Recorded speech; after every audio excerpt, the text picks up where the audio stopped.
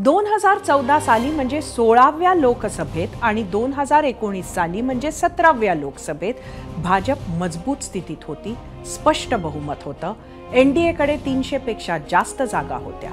काँग्रेस सारखा सर्वात जुना पक्ष आधी 44 आणि नंतर फक्त 52 जागांवर अडकला होता.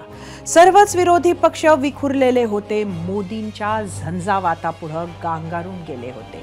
त्याचा फायदा संसदेचं कामकाज चालवताना भाजपला झाला नसता तरच नवल. 2014 साली तांत्रिक मुद्द्यावर काँग्रेसला लोकसभेचं विरोधी पक्षनेतेपद सुद्धा मिळू दिलं नव्हतं. लोकसभा अध्यक्ष आणि उपाध्यक्षाच्या निवडीत सहसा प्रथा परंपरा पाळल्या जातात. सत्ताधारी पक्षाचा अध्यक्ष तर विरोधी पक्षाचा उपाध्यक्ष असतो, हा अलिखित नियम आहे म्हणूयात. मात्र 2014 साली भाजपच्या सुमित्राताई महाजन लोकसभा अध्यक्ष झाल्या, तर तेव्हा भाजपचे मित्र पक्ष असलेल्या अण्णा द्रमुकचे थंबीदुराई उपाध्यक्ष बनले.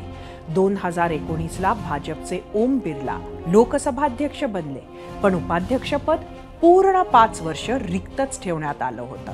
यावेळी परिस्थिती वेगळी आहे. भाजप बहुमतापासून दूर अडकली आहे, काँग्रेस 100वर पोहोचली आहे आणि सर्व विरोधी पक्ष इंडिया आघाडीच्या रूपानं मजबूत उभा आहेत. त्यामुळे लोकसभा उपाध्यक्ष निवडीवरून मोदी सरकारला संसदेत पहिला विरोध पाहायला मिळत आहे.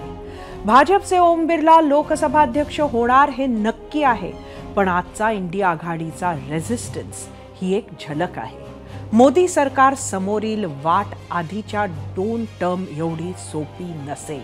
मोदी सरकार 2 पावलं मागे जात विरोधी पक्षांना उपाध्यक्षपद देऊन प्रथा पाळेल, की पहिल्याच दिवशी सुरू असलेला संघर्ष पुढे कायम ठेवेल, हे उद्या सकाळपर्यंत स्पष्ट होईल. त्याची छोट्यात छोटी अपडेट तुमच्यापर्यंत आम्ही पोहोचवतच राहू.